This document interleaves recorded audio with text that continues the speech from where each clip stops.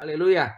Nama Yesus yang memulihkan kita, nama Yesus pula yang menyembuhkan kita. Nama Yesus jaminan keselamatan kita juga.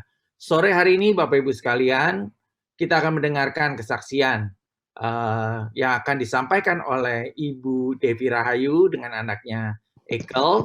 Kita akan mendengarkan bagaimana Tuhan menyembuhkan, bagaimana Tuhan memulihkan, bagaimana Tuhan melakukan mujizatnya di dalam kehidupan Ibu Devi Rahayu dan anaknya Ekel. Untuk waktu dan tempat, kami persilakan Ibu Devi. Ya, Pak Joseph. Selamat sore, Pak Joseph. Sore, suara saya segini kedengaran jelas nggak, Pak Joseph? Jelas. Okay. Ya, Shalom, Bapak Ibu terkasih, selamat sore. Perkenalkan, nama saya Devi. Saya adalah ibu rumah tangga yang memiliki 2 orang anak. Sebelum saya menyaksikan lebih lanjut betapa baiknya Tuhan kita, saya mau bilang Tuhan yang kita sembah itu Tuhan yang sayang sekali sama setiap kita ya. Jadi saya di sini berdoa biar semangatnya saya di sini bisa mengalir ke Bapak Ibu semua yang boleh mendengarkan, yang boleh hadir di acara mujizat hari ini. Tuhan Yesus sayang saya dan Tuhan Yesus sayang Bapak Ibu semuanya. Waktu awal pernikahan saya, Tuhan langsung kasih saya hamil ya pada waktu itu. Tapi ketika usia kandungan saya 5 bulan, periksa ke dokter, ternyata dokter bilang anak saya sudah tidak ada. Ya, jadi waktu pas usia kandungan saya 5 bulan, saya periksa ke dokter, dokter bilang anak ibu sudah tidak ada. Singkat cerita berarti saya harus melahirkan anak itu dalam kondisi sudah tidak ada. Nah, di situ saya down sekali, tapi saya persingkat kesaksiannya di sini pun Tuhan, saya mengalami pertolongan Tuhan yang luar biasa ya, walaupun saya tidak mengerti kenapa waktu itu anak saya harus tidak ada gitu ya, tidak ada. Singkat cerita, setelah kejadian itu 3 bulan berikutnya saya hamil lagi karena memang kami rindu untuk segera punya anak gitu ya.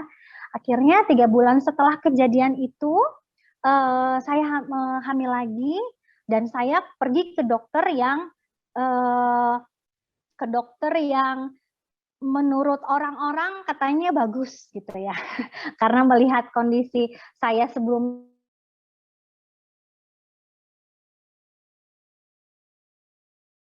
spesialis yang lebih bagus menurut orang-orang, menurut pandangan orang-orang gitu ya. Dicek 1 bulan, 2 bulan, 3 bulan, 4 bulan, dokter bilang bagus semuanya. 5 bulan, 6 bulan, 7 bulan, semuanya bagus Bu, anak ibu sehat, anak ibu sempurna, anak ibu normal. Pada waktu di saat melahirkan, akhirnya saya melahirkan anak saya yang kedua, berarti ya anak kedua saya, lalu kita kasih namanya Ekel ya. Waktu pas anak saya lahir, itu nggak langsung nangis Bapak Ibu. Jadi suami saya waktu itu sempat bingung ini kenapa anak saya nggak nangis ya. Terus udah gitu dokter tidak mengatakan hal apapun. Jadi kami pulang ke rumah bawa Ekel pulang ke rumah. Saya juga melihatnya kok ini anak kayaknya sepertinya berbeda gitu ya, jarang menangis gitu ya, dan jarang gerak, diam saja, dan begitu sangat saya melihat berbeda lah gitu ya. Kalau anak yang bayi lahir, walaupun bayi baru lahir tuh kan gerak-gerak, tapi ini diam gitu. Akhirnya setelah seminggu, usia Ekel seminggu, kami bawa Ekel ke rumah sakit kembali untuk diperiksakan ke dokter, dan dokter bilang bahwa anak saya adalah anak yang berkebutuhan khusus. Anak saya Down syndrome, Bapak Ibu. Di situ saya pulang dari rumah sakit, saya berontak sama Tuhan. Ya, saya adalah ibu rumah tangga, tapi saya melayani Tuhan dari sejak masa muda saya, Bapak Ibu. Jadi saya melayani Tuhan dari sejak masa muda saya, dari sejak saya SMP, SMA gitu ya. Dan bahkan saya bekerja, saya kuliah, saya sudah melayani Tuhan. Saya berontak di situ sama Tuhan. Tuhan, maumu apa? Aku melayani Engkau, aku persembahan, aku perpuluhan Tuhan. Aku nggak kesana kesini loh Tuhan. Aku melayani Engkau loh Tuhan. Aku dari gereja sini ke gereja sana, aku melayani Tuhan. Aku naik motor, aku hujan-hujanan. Tapi kenapa apa yang sudah Engkau lakukan padaku? Aku nggak ngerti. Aku nggak ngerti Tuhan. Aku nggak ngerti apa maumu. Di situ adalah titik di mana saya benar-benar memang saya merasakan kekecewaan. Saya merasa kecewa sekali waktu itu sama Tuhan gitu. Saya sudah memberikan hidup saya, masa muda saya untuk melayani Tuhan, tapi kenapa anak pertama saya Tuhan ambil, anak kedua saya begini kondisinya gitu.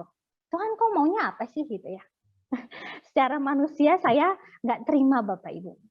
Jadi waktu pas saya ngelihat anak saya gitu ya, dengan kondisi sangat lemas dan hampir bisa dikatakan jarang sekali menangis gitu loh.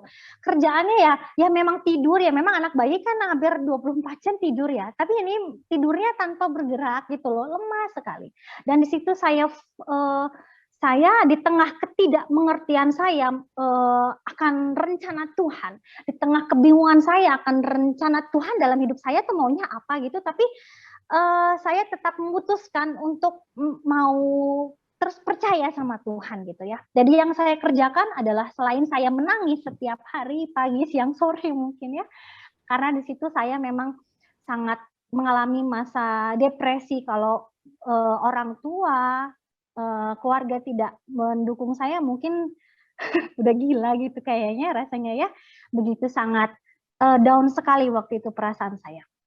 Nah, jadi saya berdoa, saya baca Alkitab, saya mendengarkan firman Tuhan. Itu yang saya lakukan setiap hari. Walaupun saya nggak ngerti sama Tuhan, walaupun saya merasa ada kecewa sama Tuhan, itu yang saya lakukan. Saya berdoa, saya menangis, saya membaca Alkitab, saya berdoa lagi begitu ya. Di tengah ketakutan saya. Dan akhirnya Tuhan kasih ayat Amsal 18 ayat 21. Bunyinya adalah siapa yang suka menggemakannya, mulut dan lidah, hidup dan mati dikuasai lidah. Siapa yang suka menggemakannya akan memakan buahnya. Tuhan kasih ayat itu sama saya. Jadi setelah saya mendapatkan ayat itu, saya yang lakukan adalah memperkatakan kata-kata yang baik, kata-kata iman untuk anak saya Ekel, dalam kondisinya dia yang begitu sangat lemah, saya perkatakan kata-kata yang baik untuk Ekel. Saya bilang, Ekel anak yang pintar, badan Ekel kuat, tangan Ekel kuat, kaki Ekel kuat, pertumbuhan Ekel sempurna, Ekel anak yang ganteng gitu. Saya lakukan itu dari sejak saya dapatkan ayat itu, dari sejak lahir sampai saat ini Bapak Ibu gitu. Saya pegang ayat itu, karena hidup dan mati dikuasai lidah. Siapa yang suka menggemakannya akan memakan buahnya.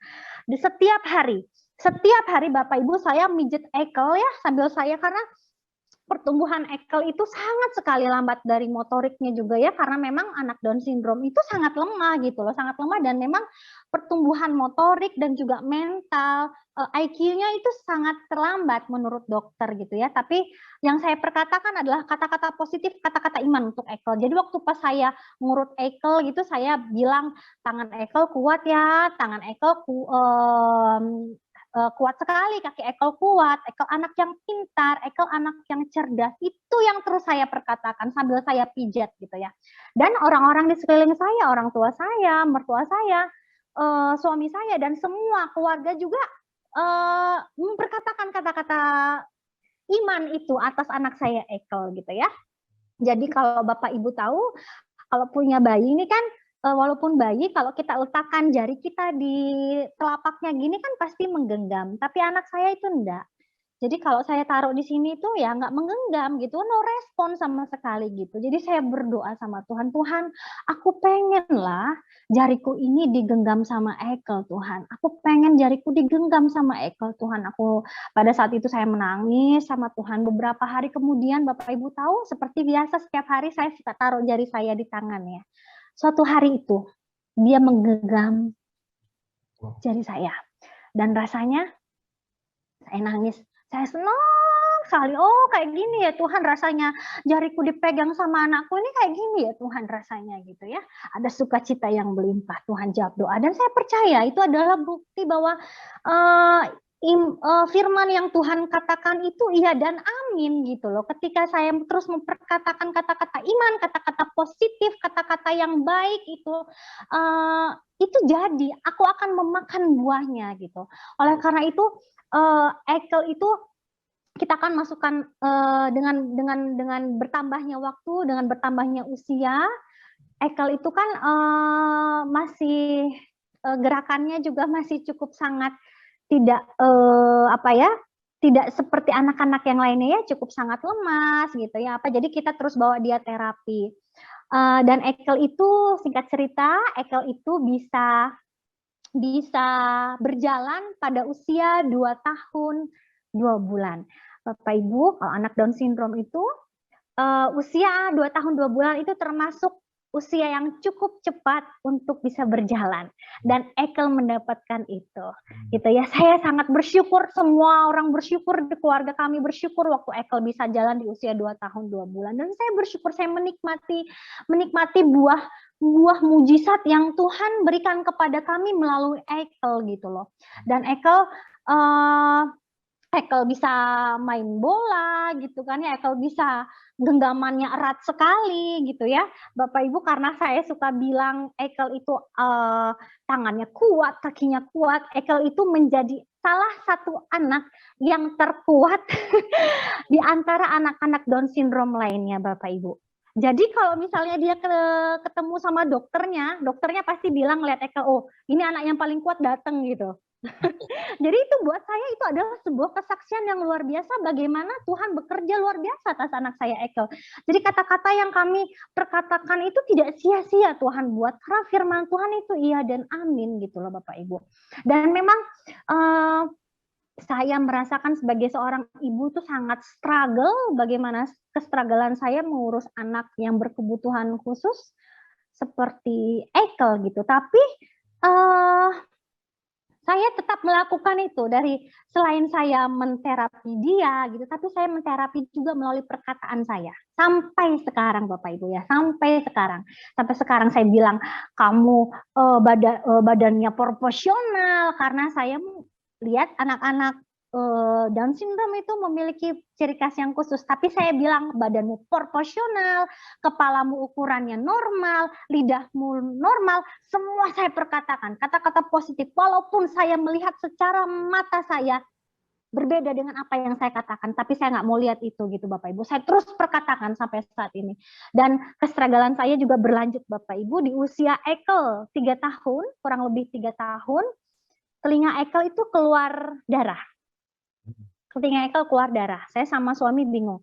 Ini kenapa ya kok keluar darah gitu ya, keluar cairan. Akhirnya kami bawa ke dokter THT. Dokter THT mengatakan bahwa dengan kondisi Ekel sebagai anak yang Down syndrome, dengan kondisinya seperti itu, sangat wajar jika telinganya seperti itu. Karena memiliki kerangka telinga yang berbeda di sini Bapak Ibu. Jadi cairan itu keluar karena kalau dia pilek gitu ya, ada flu gitu, cairan yang si pileknya itu keluar ke telinga gitu. Karena menurut dokter itu lebih pendek. Saya juga kurang bisa menjelaskan secara detail ya. Jadi pendek di sini katanya, dan gendang telinganya Ekel itu sudah bocor gitu. Sudah bocor katanya. Makanya keluar cairan itu. Ada cairan seperti lendir gitu ya dari telinga, dan itu juga bercampur darah gitu loh. Jadi saya bawa ke dokter, dan dokter kasih satu obat, kalau saya boleh sebut merek ya, karena ini bukan acara televisi, namanya itu Tarifit nama obatnya ya Bapak Ibu, namanya Tarifit. Jadi dari sejak itu saya coba teteskan ya, dari sejak usia Ekel 3 tahun. Saya coba teteskan itu, tapi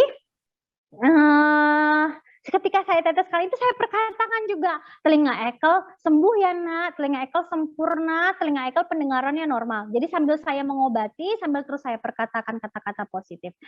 Saya kata-kata iman.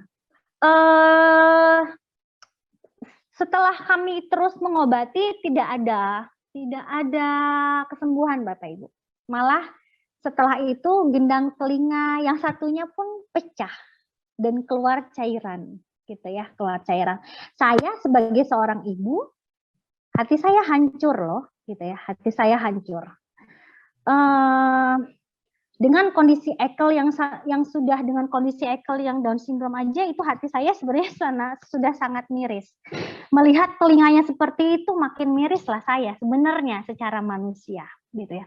Tapi memang yang saya lakukan adalah terus percaya sama Tuhan. Itu yang menjadi kekuatan hidup saya. Waktu saya melihat telinga Ekel yang satunya belum sembuh, satunya lagi sudah keluar cairan lagi dan keluar darah lagi. Kami bawa lagi ke dokter THT dan dokter THT mengatakan hal yang sama dan tidak memberikan obat yang lain dan hanya itu gitu ya, dan hanya itu. Dan ditambah lagi Bapak Ibu bukan hanya keluar cairan lendir dan juga darah, tapi juga keluar polip. Polip itu adalah daging yang tumbuh di dalam telinga gitu. Jadi si telinga itu keluar polip ya, daging tumbuh gitu. Aduh saya itu nggak ngerti lah ya, kenapa gitu ya, kenapa harus mengalami ini gitu anak saya gitu ya. Saya udah coba ke dokter beberapa dokter THT gitu ya, dan mereka juga nggak ngasih solusi apapun gitu ya, nggak ngasih solusi apapun, yang dikasih obat hanya obat yang sama gitu dari dokter satu ke dokter duanya juga tetap si Tarifit itu gitu ya. Saya kan dulu berdomisili di Bandung, jadi kami ke beberapa dokter THT yang ada di Bandung. Pernah kejadian satu ketika, karena saya bolak-balik ke dokter THT ya, itu akhirnya dokternya marah saya datang. Bu, kan saya sudah bilang anak ibu ini jangan sampai pilek. Kalau pilek itu keluar lagi gitu ya. Nah saya kan bukan Tuhan ya Bapak Ibu ya. Saya nggak ngerti anak saya pilek kayak gimana. Terus saya kan nggak tahu gitu loh. Jadi saya di situ dimarahin sama dokter. Dokter bilang, ibu kalau terus anak ibu seperti ini, anak ibu tuli itu kata-kata tuli diulang-ulang beberapa kali Bapak Ibu. Saya itu nahan emosi ya. Dalam hati saya pengen sekali saya gebrak meja dokter itu, saya bilang tutup mulutmu dokter, cukup engkau katakan anakku tuli gitu. Tapi saya tahan diri saya tahu hidup saya sedang dalam proses Tuhan, jadi saya usahakan saya tidak mau komplain gitu. Saya tahu hidup saya sedang diproses Tuhan, aku tidak mau komplain Tuhan, aku diam ya. Jadi kami pulang tidak mendapatkan solusi, kami tetap mendapatkan si obat Tarifit itu gitu ya, kami pulang gitu ya. Jadi ya sudah terima saja gitu ya, keluar polip, keluar darah gitu, keluar cairan. Sehari 3 kali saya membersihkan telinga anak saya sambil saya terus perkatakan, anakku telingamu sembuh, engkau bisa mendengar dengan jelas, engkau bisa mendengar dengan jelas dan pendengaranmu sempurna. Dan dokter pernah bilang Ekel ini dengan kondisi telinga seperti itu tidak boleh lama mandinya ya Bu gitu. Jadi waktu pas dokter bilang gitu, saya pun memperkatakan kata-kata positif. Saya bilang gini, Ekel telingamu sembuh, engkau bisa mendengar dengan jelas, engkau bukan hanya bisa mandi lama, tapi engkau akan menjadi perenang Ekel gitu. Jadi saya pada saat itu terus malah mematahkan setiap apa kata dokter gitu. Aku bilang anakku akan menjadi perenang Tuhan gitu kan ya. Dan anakku telinganya sembuh Tuhan, terima kasih. Terus saya perkatakan kata-kata positif sambil saya membersihkan telinganya yang penuh dengan darah dan cairan Bapak Ibu. Dan itu sebenarnya bukan sesuatu hal yang mudah sebagai saya seorang ibu dan saya adalah manusia biasa gitu ya. Tapi saya terus pegang Amsal 18 ayat 21 itu, bahwa hidup dan mati dikuasai lidah, siapa yang suka menggemakannya akan memakan buahnya. Nah, suatu ketika waktu kami pindah ke Bekasi, akhirnya kami juga ke dokter di sana, ke Bekasi, dokter THT di Jakarta juga gitu ya, ke dokter THT untuk menanyakan kondisi telinga anak kami dan jawabannya sama. Bahkan di dokter yang terakhir yang kami temui, dokternya bilang seperti ini, anak ibu harus dioperasi karena waktu itu polipnya sudah besar sampai keluar sini. Kalau saya boleh kasih tunjuk telinga saya, itu polipnya sudah sampai keluar ke sini ya. Jadi cukup sangat besar, makanya dokter menyarankan harus operasi. Cuman saya sama suami agak ragu gitu loh, karena polip ini nanti mengecil ada lagi gitu. Masa harus dioperasi berulang-ulang gitu? Kok kayaknya ini bukan solusi lah gitu ya gitu. Akhirnya kami sepakat dengan keluarga untuk membawa Ekel ke Penang, ke dokter THT yang ada di Penang. Akhirnya tanggal 18 Juni 2019 sekitar usia Ekel 5 tahun ya, 5 tahun, kami bawa Ekel ke Penang. 5, 6, 19, 20, 1, 2. Sorry, sekitar usia 4 sampai 5 tahun lah itu ya. 4 sampai 5 tahun kami bawa Ekel ke Penang. Ya. Dokter yang di Penang. Dokter yang di Penang. Lalu dokter di Penang itu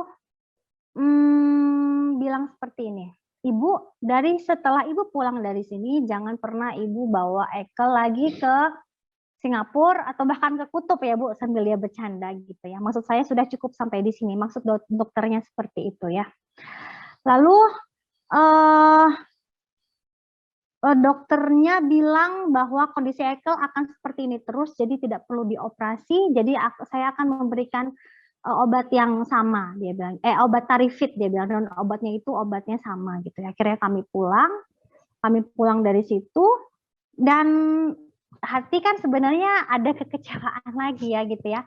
Tapi kami di situ ada damai sejahtera bahwa Tuhan pasti berikan mujizat gitu ya. Ini adalah tolak balik itu kayak seperti batu lompatan gitu untuk kami menerima mujizat. Jadi setelah itu kami pulang, kami tetap memberikan Tarifit kepada Ekel, dan sambil saya terus memperkatakan kata-kata positif, kata-kata iman untuk anak saya Ekel Daud gitu.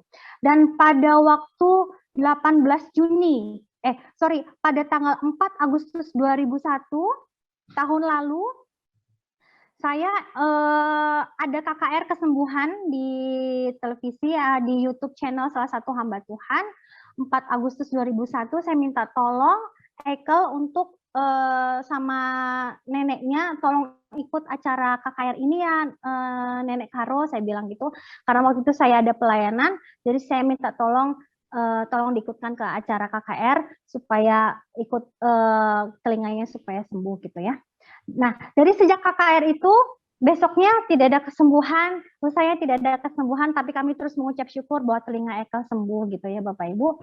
Dan terus kami terus mengucap syukur gitu. Setelah itu, 2 minggu setelah KKR itu, telinga Ekel sembuh, tidak keluar cairan lagi, tidak keluar darah lagi. Saya bingung, coba siangnya saya coba lihat lagi, kok kering gitu ya. Sorenya saya lihat lagi kok kering gitu. Besoknya saya lihat lagi kering, dan sampai saat ini tidak keluar cairan lagi gitu ya. Tidak keluar cairan lagi dan sudah sembuh Bapak Ibu. Di mana semua dokter bilang telinga anak Ibu tidak akan pernah sembuh, akan begini-begini terus, tapi buktinya dari sejak 8 Agustus dari sejak 4 Agustus 2021 sampai sekarang telinga anak saya sembuh gitu ya. Saya tahu ini semua karena pekerjaan Tuhan yang luar biasa, yang pekerjaannya tidak pernah terbatas gitu ya. Dan Tuhan menyembuhkan anak saya. Sekarang anak saya usianya 7 tahun Bapak Ibu. Anak saya sekarang usianya sudah 7 tahun.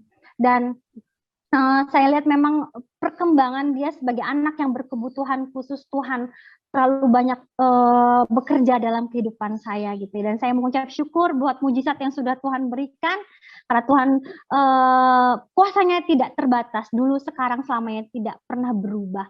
Mungkin sebentar lagi saya akan kasih cuplikan bagaimana pertumbuhan Ekel sampai saat ini. Silakan selamat menyaksikan.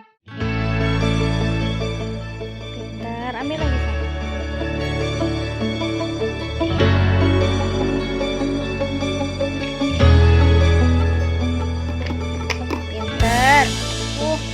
Pinter. Pinternya main. Aduh anak sayanganku ini. Aduh.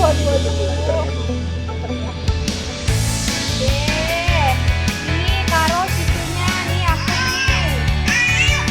Orang aku. Ngambil. Kamu mungkin aku. Oh pinter.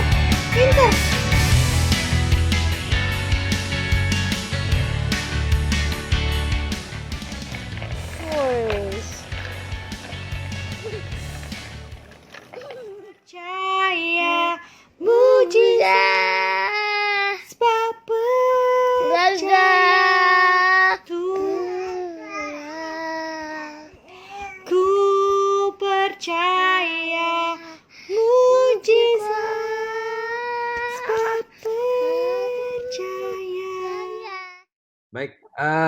Terakhir closing statement dari Bu Devi untuk para pemirsa yang hari ini menyaksikan.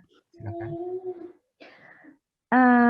Ya saya kalau dapat ayat itu saya mau bagikan lagi bahwa di dalam Tuhan pengharapan selalu ada. Pengharapan di dalam Tuhan itu tidak pernah mengecewakan. Kesembuhan tetap ada, Bapak Ibu. Karena hidup dan mati dikuasai lidah, siapa yang suka menggemakannya akan memakan buahnya. Jadi kami sudah terbiasa memperkatakan kata-kata iman, kata-kata positif bukan hanya untuk Ekel, tapi untuk semua aspek dalam kehidupan keluarga kami. Jadi kalau kami lihat sekarang begitu buruk, mungkin terlihat gitu ya, tapi kami perkatakan sebaliknya lagi gitu. Gitu Pak Joseph, terima kasih banyak. Terima kasih sekali lagi Bu Devi Rahayu untuk kesaksiannya pada sore hari ini. Kami percaya semua diberkati dengan kesaksian Bu Devi. Biar terus kesembuhan dinyatakan, pemulihan dinyatakan untuk Ekel ya selanjutnya.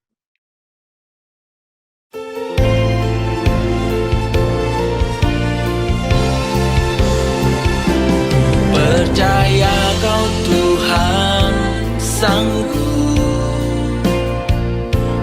Percaya kau Tuhan mampu lakukan segala perkara dalam hidupku. Ku percaya